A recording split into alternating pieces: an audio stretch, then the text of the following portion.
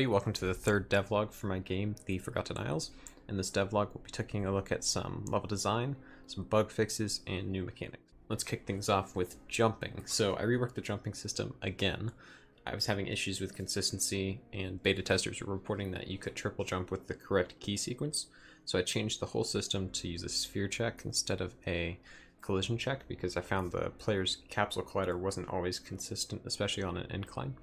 So now, double jump is consistent, there's no triple jump, and haven't had any issues been reported yet.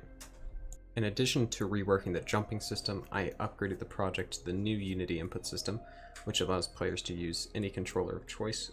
It should transition flawlessly instead of having to input each individual thing for PlayStation controllers, Xbox controllers, Steam controllers, and whatnot. Along with full controller support, you can now change your keybinds in the settings menu. This is very important to this type of game, and it's good to have that implemented. And speaking of settings menus, I have reworked the settings, so now there's separate tabs instead of one jumbled mess. I have general settings, controls, audio, graphics. This is just a way to split things up and make it more organized. I might have to combine some tabs if there's not enough content to fill out a full tab, but it looks a lot nicer than the previous setup. For more of a visual thing, I added some large outer islands to make the game feel more atmospheric and like there's a larger world, and it really improves the level design a lot. So now that I've completed all 30 of the levels, I've been focusing a little bit on the endless modes. I added a little scale in effect, loop in effect, whatever you want to call it, to the islands so they scale up and pop into view. It's a nice little effect. I also made it so that once the player reaches 1000 score, the islands start spacing out a little further, so this just adds some difficulty. I'll probably have to have this come earlier than at 1000 points, but that's how it is set up right now. I'm trying to come up with some power-ups the player can buy in the shop. Right now I just have like a grapple, an upgraded grapple, which pulls you towards your target.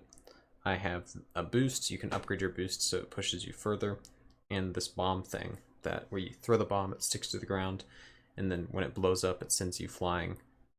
And that allows you to get further without using your jumps. I'm struggling to come up with some power-ups, so if you have any ideas, let me know in the comments or join the Discord and shoot me some ideas. Some people have also suggested I add enemies that the player can fight or avoid. I'm still not sure if this is a good idea for the flow of the game, as it is more of a racer. If you have any ideas for enemy types that would fit the theme, send those ideas as well. Back to environmental stuff, I recently optimized the trees a little bit. Beforehand, they were showing their leaves at all times, and so I just added a simple LED group that turns their leaves off at a certain distance and then also calls the tree.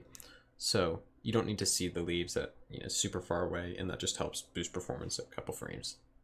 I fixed a couple bugs where the levels wouldn't save after beating them, so if you beat a level and then went back to the menu, you wouldn't have that level unlocked, or the high score wouldn't be saved, so that's all fixed now, and that's working well.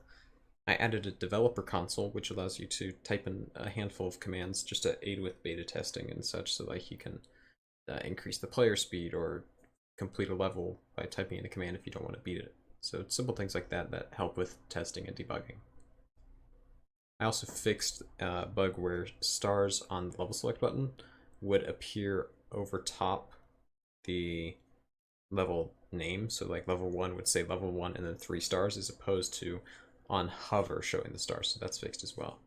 I've also been toying with the idea of having an introduction scene to the game. When you first start it, it drops you in and you look around, and it's kind of a tutorial to get used to the controls in a cinematic. So if this is something that seems interesting, let me know. I'm still fiddling with it, so I don't know if it's going to be a final product.